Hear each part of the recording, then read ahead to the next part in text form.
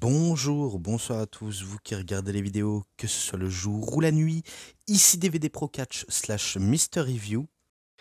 Et c'est encore parti pour une autre vidéo d'un show que je viens de voir très récemment. Et sans trop vous faire tarder, eh bien, on va s'attaquer au show de la AEW All Elite Wrestling, ROH, Ring of Honor Wrestling, Death Before Dishonor 2025, sur le thème de Game of Thrones ou House of Dragon. Donc oui, c'est bel et bien de ce show auquel on va parler aujourd'hui. Et ce qui était exactement positif à propos de ce show, du moins que de apparence, c'est qu'on pouvait exactement le voir uniquement sur YouTube, dans leur chaîne YouTube de la ROH ou de la AEW, donc les deux simultanément, et que même si c'est pas avec tous les commentaires du monde entier, ou plutôt les commentaires français, ben, ça peut être sympa, surtout à découvert.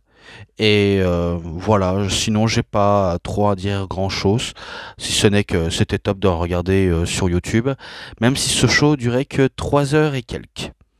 Donc voilà tout. Et d'ailleurs, c'est pas ça la seule nouveauté du jour, vu comment ce qui est nouveau, c'est que j'ai un nouveau casque, oui, un nouveau casque auquel j'ai acheté très très récemment et que maintenant c'est terminé l'autre casque qui bourdelait ou alors qui zippait, car maintenant c'est une autre tout à fait différent et auquel voilà, comme ça vous le saviez et que vous êtes au courant. Et que maintenant on va aller tout droit à l'essentiel concernant le show Death Before Dishonor, et qu'on va commencer avec le pré-show, donc le Countdown 0 Hour. Et le tout premier match de la carte, c'est un match simple entre Jay Lethal contre Jordan Oliver. C'est vrai que c'est un peu discutable de voir Jay Lethal dans un show de Death Before Dishonor, surtout dans un pré-show. On aurait préféré qu'il soit décalé dans autre part sur la carte. Mais vu comment il n'y a pas grand-chose à en dire, quoi en faire, et que dans le match, certes, il avait des bons trucs, hein, mais perso, je n'avais pas que ça à m'y intéresser. Et que malgré tout, c'est tout de même Jay Lethal qui va réussir à battre Jordan Oliver en faisant une soumission. Donc oui, vous avez compris, c'est victoire de Jay Lethal. Et on passe à l'autre match suivant. Et c'est un match par équipe de 3, ou match à 6 si on préfère, entre MXM Collection, donc Mansour et Mason Madden, qui sont accompagnés, pardonnez-moi, par Johnny TV slash Johnny Nitro, John Morrison, Johnny Impact, Johnny Mundo, bref, Johnny multiples blazes, et Taya Valkyrie, qu'on connaissait bien sûr sous le nom de Frankie Monet. Donc voilà tout. Qu'ils ont affronté tout d'abord le Dark Order, donc Alex Reynolds et John Silver, accompagnés par Evil Uno. Et également, ils ont affronté The Frat House, donc Cole Carter et Griffin Garrison, accompagnés par Jacked Jameson. Aucune des deux équipes va remporter le match, si ce n'est que ce sera MXM Collection qui vont remporter le match. Voilà, parce que j'avais pas trop grand chose à en citer. Et que je me rappelais que le début c'était ah, on fait la promotion du parfum Seed, si j'ai bien compris. Et auquel tout va tourner autour de ça, et aussi du côté un peu du côté débile, mais qu'est-ce que j'en ai quelque ce soit à faire, si ce n'est que c'est victoire de MXM Collection qu'ils ont affronté et qu'ils ont surpassé les deux équipes. Voilà tout, pas trop grand chose. Ensuite, match numéro 3, match de la lutte pure, donc uniquement de lutte pure, entre Billy Starks contre Ashley Vox. Tout ce que je sais dans les règles du match pur, c'était que si jamais on touchait la corde une première, une deuxième et une troisième fois, que ce soit les deux parties, eh bien les quatrièmes, les cinquièmes, sixièmes et autres tentatives de attraper les cordes seraient, on va dire, je sais pas comment vous le décrire, mais l'arbitre n'a pas son mot à dire. Donc c'est-à-dire que si jamais la catcheuse touche la corde, il n'a pas d'autorité à dire, si ce n'est que un coup qu'on a touché 3 fois les cordes, eh ben on perd des points. Et si on abandonne alors qu'on a les cordes, alors qu'on a chopé les cordes, eh ben tant pis, c'est légal. Tout ça est légal. Donc voilà tout. Et bien sûr, évidemment, c'est Billy Starks qui va surpasser Ashley Vox, que perso je ne connais pas forcément. Mais voilà, au moins elle peut rendre au moins fière sa coéquipière et son allié Athena. Donc voilà tout. Et maintenant, ben, le dernier match du pré-show. Un match de A4, donc Fatal 4-Way, pour 50 000 dollars. Et que je me dis, pourquoi Tony, tu mets de l'argent en jeu à celui qui va l'emporter alors que tout ça n'a plus aucune importance? Que ce soit du côté des mecs ou du côté des meufs, ça sert à quoi? 50 000 dollars, pourquoi? Pour pas grand-chose. Et du coup, bah, entre Dralistico contre Adam Priest, contre Angelico, pardonnez-moi, qui est accompagné par Serpentico, et AR Fox. Aucun de ces trois-là vont remporter le match, si ce n'est que c'est Dralistico qui va surpasser les autres et qui remporte 50 000 dollars. Et ok, bonne dépense, maintenant bonne merde. Voilà ce que j'aimerais dire. Maintenant, ben, la carte principale du show Death Before Dishonor, et que c'est un match par équipe, de tout ce qui est plus basique en simple, la conglomération, Hologram et Tomohiro Ishii contre les premières athlètes, Tony Nice et Aria Daivari, qui est accompagné par Smart Mark Sterling, auquel ben, le match était ok sympa, il était sympa, mais sans être excellent du pur top du top, parce que perso j'étais pas si emballé que ça, et que c'est tout de même bah, la conglomération qui va en venir à bout dès les premières athlètes. Hein. Si je crois bien que ce sera Tomohiro Ishii qui va s'acharner soit sur Daivari, pardonnez-moi, ou Tony Nice. Mais dans les deux cas, bah, ça reste tout de même victoire de Hologram et Ishii qui reviennent à bout et qui battent l'équipe adverse, quoi. Donc pas trop grand chose à citer. Et que voilà, quoi. Je sais pas quoi vous dire. Donc voilà. Maintenant, match numéro 6, et que c'est un match par équipe bah, de 3 contre 3, si j'ai bien compris. En tout cas, ben, match à 6 pour les titres du monde par équipe de 6 personnes. Donc le titre trio, quoi. Et que c'est la Shane Taylor Promotion avec ben, tout d'abord ben, Shane Taylor et les Infantrides, Carly Bravo et Capitaine Shundin, accompagnés par Anthony Ogogo et Trish Adora, contre The Son of Texas, donc Sammy Guevara et les Von Erich Brothers, Marshall Von Erich et Ross Von Erich.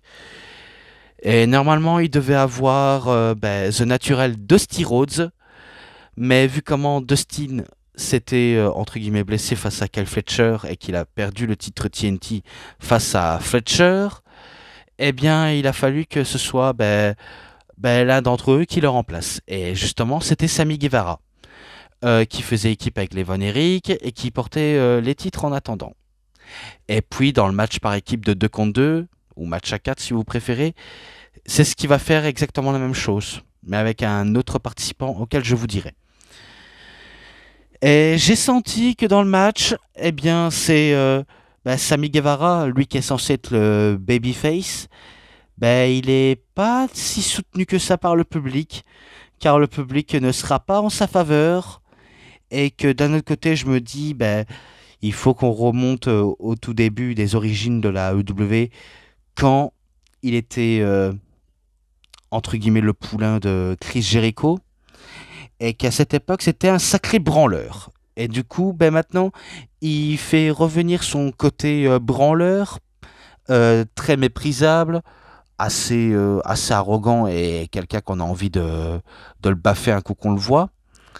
Bah, c'est sûr que Guevara, c'est pas forcément la personne avec qui t'aimerais l'encourager ou l'aimer à 100%, ou même t'entendre en coulisses. parce que j'ai entendu des tas de rumeurs à propos de ce type. Et d'ailleurs, ceux qui étaient ovationnés, c'était les frères Von Erich, mais pas Sammy Guevara. Alors que tout le reste, c'était du pur spot, encore que des spots, que tourne autour du spot, que ça, et le côté work rate. Mais, mais c'est pas forcément si intéressant qu'on peut le dire, hein. Clairement, pas du tout. Et d'ailleurs, on peut même soupçonner que Sammy Guevara, est-ce que son plan c'était de perdre les titres par équipe aux côtés des frères Von Erich pour les donner à Shane Taylor Promotion? Parce que, spoiler, ce sera victoire de la Shane Taylor Promotion qui vont détrôner les fils du Texas et quelque part, en grande partie, à cause de Guevara. Et du coup, c'est grâce à ça comment la Shane Taylor Promotion devienne champion en les prenant tous à Harvard et en prenant un bouc émissaire pour le faire sacrifier. Et voilà, donc ça s'est passé ce qui s'est passé. Rien de plus, rien de moins. Donc voilà tout. Ensuite, match numéro 7, tournoi inaugural du championnat féminin pur de la Ring of Honor. Et que c'était les règles de 4 de finale. Donc on va dire entre guillemets la semi-finale du tournoi. Et que les règles, c'est des règles pures tout simplement. Donc entre la reine, donc Queen Aminata, et Taya Valkyrie. Elle qui était accompagnatrice des MXM Collection avec Johnny TV, maintenant elle est en action sur le ring. Et que j'ai pas non plus trop grand chose à en citer de ce match-là, si ce n'est que ce soit l'une des deux qui aurait remporté le match. C'est quoi la grande importance de les voir catcher pour un tournoi, pour être couronné championne pure? Je vous le demande, hein, mais c'est pas une réponse si facile à expliquer. Parce que même moi, je sais même pas quoi en dire, pour être honnête. Et si ce n'est que ces victoires de Taya, enfin pas Taya Valkyrie, de Queen Aminata, qui va réussir à surprendre Taya Valkyrie et en la battant tout simplement. Donc voilà quoi. Si ce n'est qu'elle avance dans la finale, Queen Aminata. Et voilà, sans plus. Vraiment sans plus. Et puis, match numéro 8, et que c'est encore un match par équipe auquel il n'y a pas forcément d'enjeu, et que je me dis, c'est moi où le problème de la carte, c'est que on met des matchs pour les mettre la plupart dans le show, même si il y a des matchs complètement inutiles, complètement as fuck, auxquels on se fout royalement. Même si je sais que je reconnais que je suis un peu le seul abruti qui pose ce genre de questions, et qui est un des rares à regarder la ROH en solitaire. Parce que oui, je suis un petit peu le seul francophone à regarder la Ring of Honor, malgré que tout est à jeter et que c'est complètement à chier tout ça. Parce que comme vous le saviez, pour moi, la Ring of Honor, elle a perdu sa superbe. Un peu comme la TNA, mais ce qui est la différence de la TNA, c'est que ils ont réussi à remonter la pente et trouver de l'engouement un peu intéressant, même si de leur côté, c'est pas non plus mieux, je peux reconnaître. Et d'ailleurs, quand j'y pense, pourquoi pas faire envoyer la TNA contre la ROH, et peut-être qu'on aurait pu voir la différence qui font les mieux en termes de show, mais ce n'est pas du tout le cas. Clairement pas du tout le cas. Vu comment on sait que la WWE, ils ont trouvé un bouc émissaire pour Dynamite. Bref.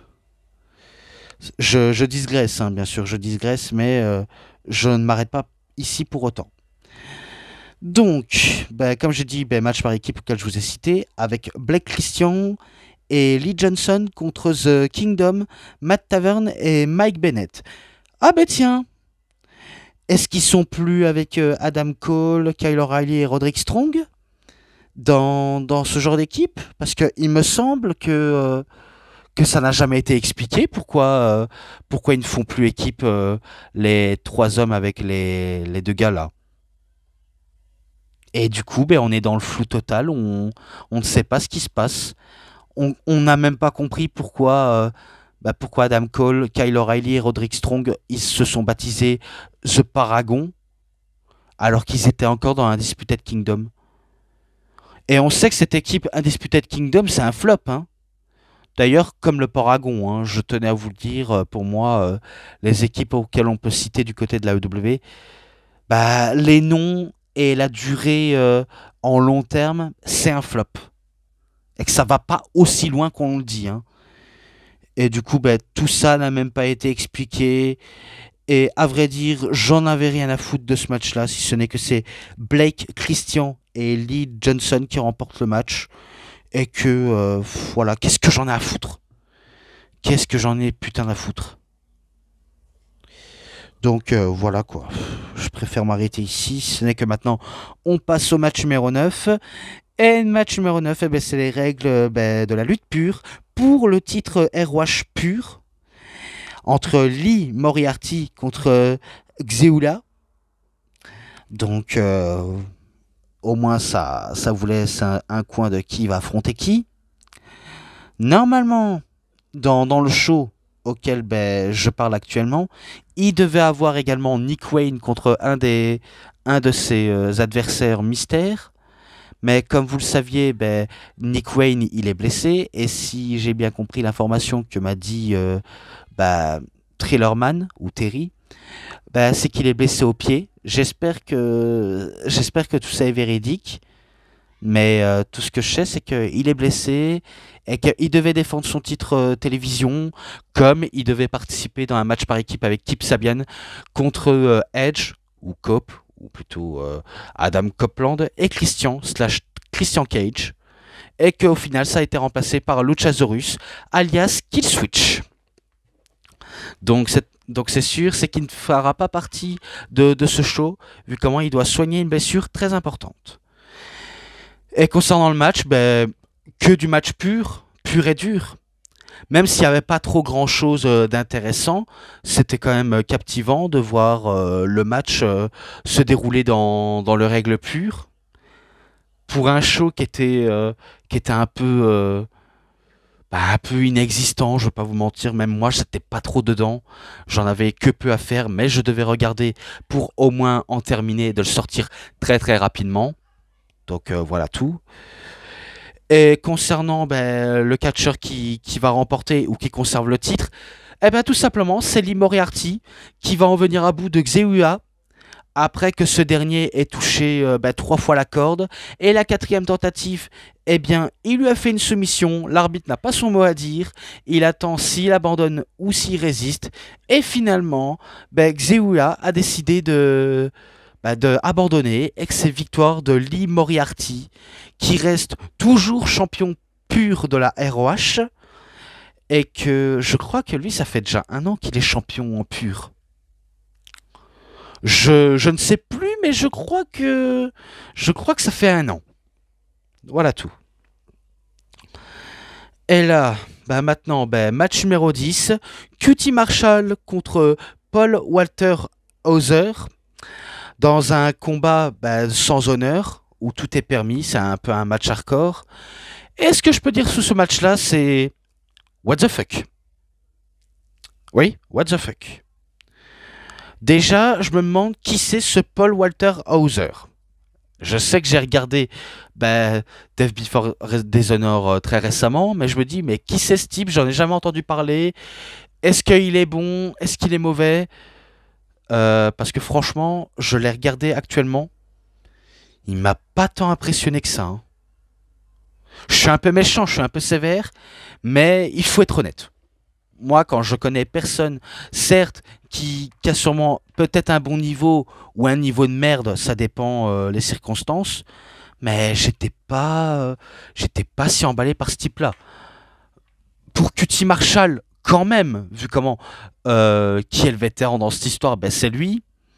Même s'il n'y a pas de hype important autour de QT Marshall, mais au moins voilà quoi. Je n'ai pas d'autres réponses négatives à en dire, si ce n'est que le match était what the fuck parce que il y avait des trucs auxquels c'était un peu botché, comme avec Aaron Solo qui arrive en le frappant avec un sagar pour Kane, donc le kendo stick. Il va lui asséner des coups de kendo, et là je me dis, mais c'est quoi ces coups de kendo? On dirait qu'il joue au sabre laser comme dans Star Wars. On entendait l'impact, mais on a l'impression que les coups de kendo n'étaient pas si réalistes. Et quand il veut utiliser l'échelle, eh ben, à peine qu'il effleure ce très cher Paul Walter Hauser, eh bien, ça n'a même pas rien suffi. Il a fallu que Hook, donc le fils de Taz, arrive pour faire une T-bone suplex sur Aaron Solo pour le faire atterrir sur la table, donc la table en bois bien sûr, et s'emparer de lui en le faisant un kata hajime Taz Mission, ou plutôt le Murder Hawk Lock, pour qu'il emmène au vestiaire avec, et pour qu'il laisse tout simplement Paul Walter Hauser s'en charger du reste avec QT Marshall. Désolé si j'ai un peu bugué, quoi. Donc je m'en excuse. Et d'ailleurs, dans ce match-là, il y avait des trucs dangereux assortis. Notamment la batte de baseball embarbelée auquel QT Marshall va utiliser pour râper la face de son adversaire. Et également un genre de quatre coins de bois auquel il contient des morceaux de verre et auquel ils vont également utiliser dans ce genre de spot de match. Et je crois que du côté de QT Marshall et de Paul, ils ont voulu ressortir un classique entre Randy Orton et Mick Foley à Backlash 2004 en faisant... je sais qu'on aurait dit un RKO, mais en vérité c'est un cutter. Et vu comment QT Marshall s'inspire de Diamond Dallas Page, donc DDP, et un petit peu de Randy Orton, il a voulu essayer de faire un cutter, mais Paul Walter Hauser a été intelligent, il a poussé QT Marshall dans les morceaux de verre en quatre coins des bois, quoi, et qui va le faire chuter, et voilà comment QT Marshall se retrouve avec des morceaux de verre dans le dos. Puis on remet une couvercle avec un genre de attitude adjustment, ou plutôt Fireman's Carry bombe, si je pourrais dire le terme littéral, même si c'est pas le bon terme. Eh bien, ça n'a pas suffi pour en venir à bout de QT Marshall. Puis QT Marshall va prendre du poil de la bête et qui va commencer à détruire petit à petit Paul, Paul Walter Hauser, et qui va le faire chuter dans les punaises cette fois-ci. Donc bien sûr, Paul Hauser va vraiment s'en sentir passer. Et puis QT Marshall va utiliser une genre de ramassette. Je sais pas vous comment vous l'appelez, un ramasse-poussière, un attrape-ordure, je sais pas comment vous pouvez appeler ça. Mais tout ce que je sais, il a pris une ramassette en métal aluminium pour ramasser les morceaux de verre, pour les mettre sur la table, et qui va lancer un message très clair à Paul Walter Hauser en disant tu vois, je t'avais dit, tu n'es pas un catcheur professionnel, et maintenant je vais terminer ce que je vais en terminer avec toi. Paul Hauser voulait se défendre, c'est ce qu'il a fait, mais il va se manger un coup de poing dans les couilles, et que ça va permettre à QT Marshall de faire un Diamond Cutter sur la table avec les morceaux de verre, et d'en terminer avec cette boucherie. Donc voilà tout, victoire de QT Marshall. Et est-ce que ça a servi quelque chose, si ce n'est qu'ils nous ont sorti un classique Orton Foley Backlash 2004 ? Je sais pas trop, je sais vraiment pas trop, si ce n'est que, ok, la référence était bien, mais on en avait que cure, vraiment pas trop grand chose à se mettre sous la dent. Et pas trop grand chose à être intéressé. Voilà. Maintenant, match numéro 11 pour les titres vacants du monde par équipe de 2 de la ROH. Sammy Guevara qui a retrouvé un remplaçant pour remplacer Dustin Rhodes, un certain Rush, qui vont affronter les Hot Runners, Turbo Floyd et True Magnum, qui sont entre guillemets les Hulk Hogan et Randy Savage du pauvre, les Mega Powers du pauvre qu'on pourrait les surnommer.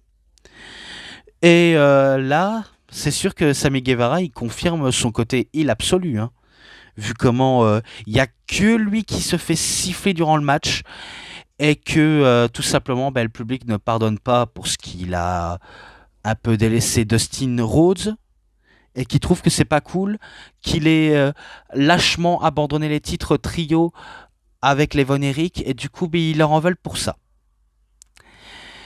Donc, même si les Hot Runners étaient chauds et vraiment chaud patate de remporter les titres par équipe de deux, ils ont voulu en terminer surtout en faisant leur double descente du coude, en lâchant un espèce d'enfoiré avant de terminer l'exécution, puis tentative de Total Recall qui n'est pas passée, puis on va s'occuper de l'un des leurs pour mettre hors d'état de nuire dans le match, puis c'est Rouge qui va commencer à sortir les cônes de taureau, donc les fameux drop kicks dans le coin qui va sécher soit Turbo Floyd ou True Magnum. Et puis tu as Sammy Guevara qui veut rentrer et qui veut effectuer soit un 630 degrés ou plutôt un Swanton Bomb à la manière de Jeff Hardy pour la victoire.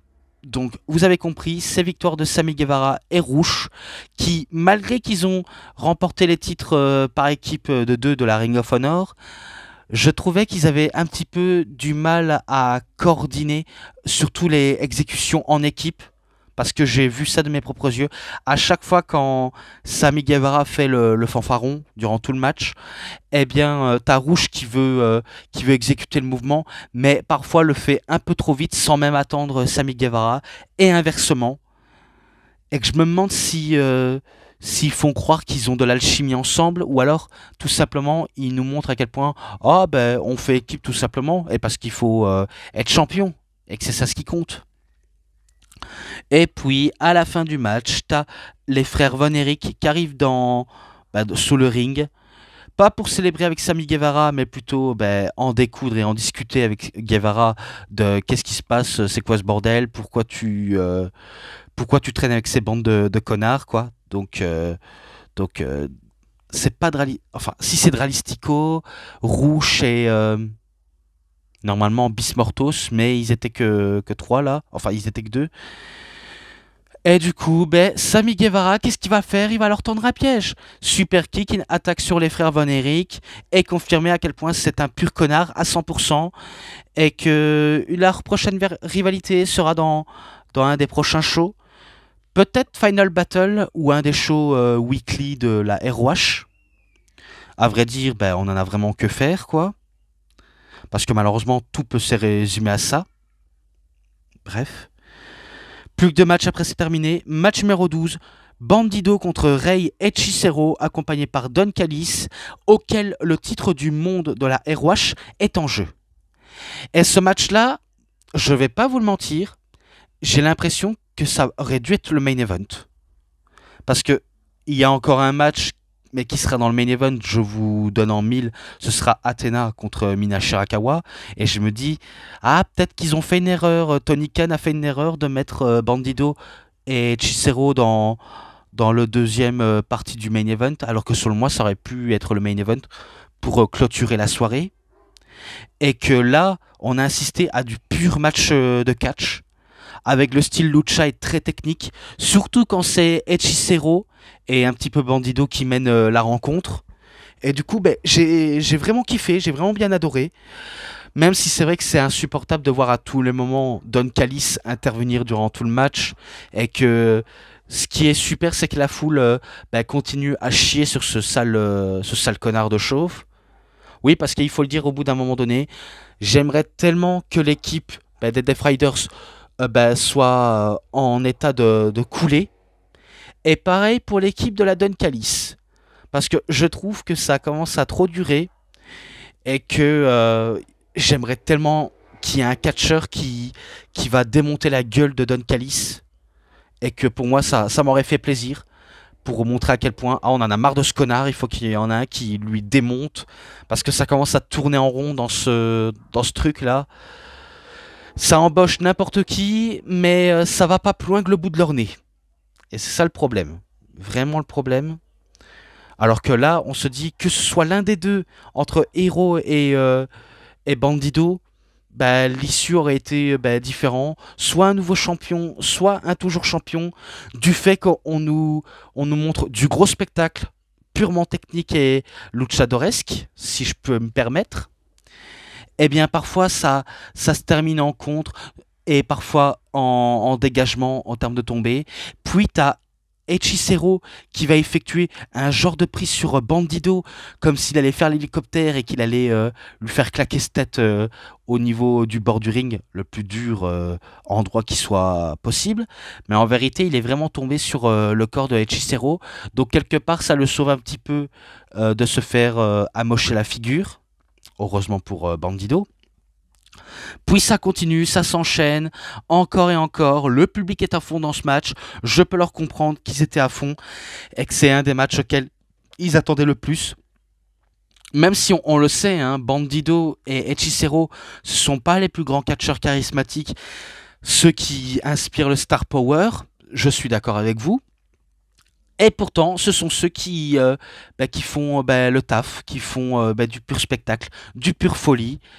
Et qu'on apprécie ou pas, faut quand même le reconnaître qu'ils sont tous les deux talentueux, malgré tout.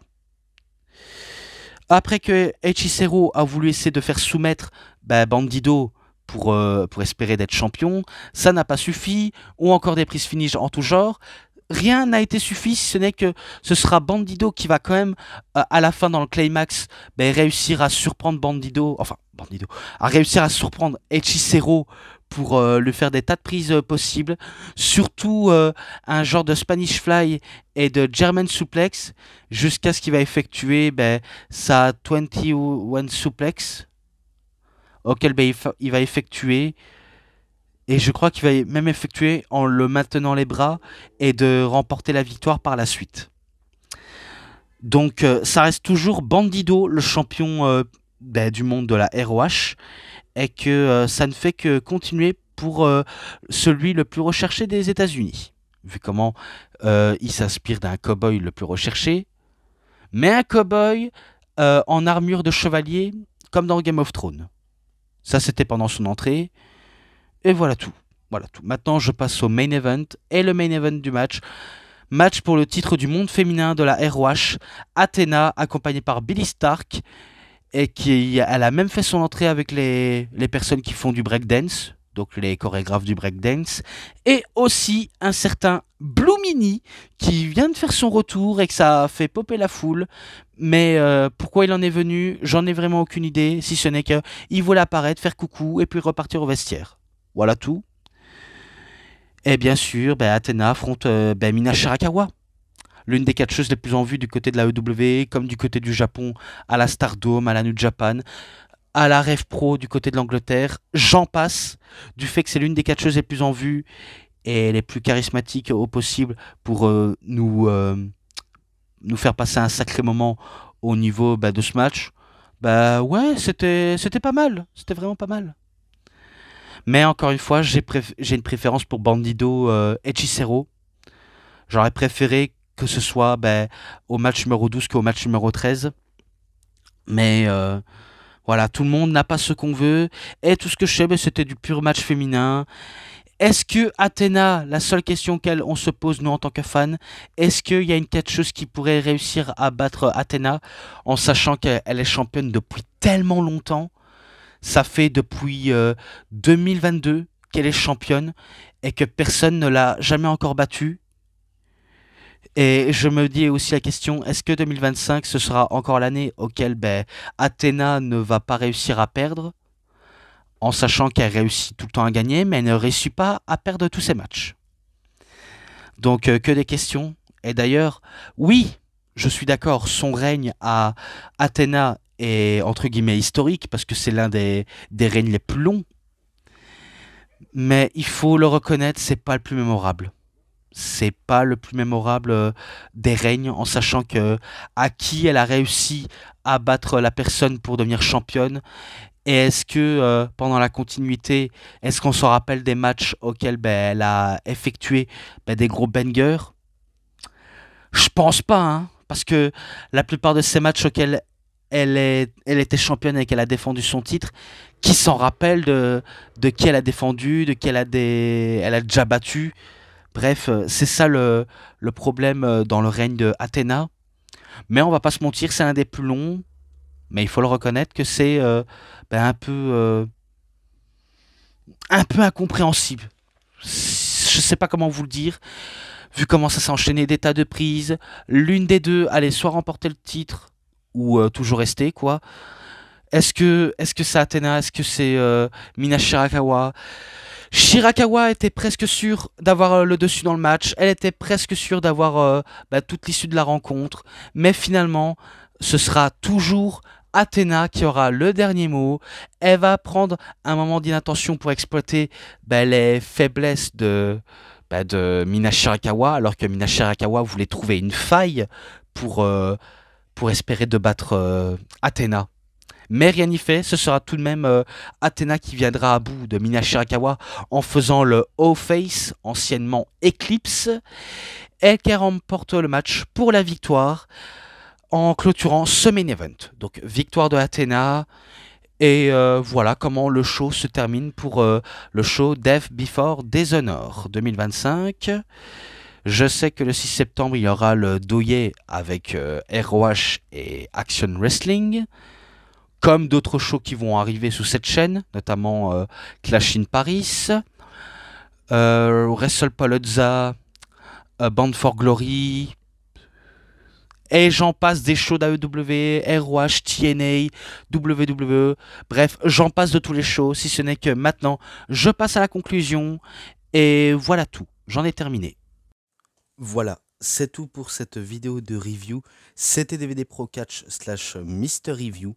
J'espère que vous avez très bien aimé cette vidéo. Et si cette vidéo vous a vraiment bien plu, vous savez ce qu'il vous reste à faire. Likez la vidéo, commentez, partagez, abonnez-vous à ma chaîne et cliquez sur la petite cloche pour avoir plus des notifications et des prochaines vidéos. Et moi, comme d'habitude, je vous dis bonne journée, bonne soirée à tous. Au revoir tout le monde pour une prochaine vidéo. A plus à tous les fans de catch. Allez, bye bye tout le monde. Salut tout le monde.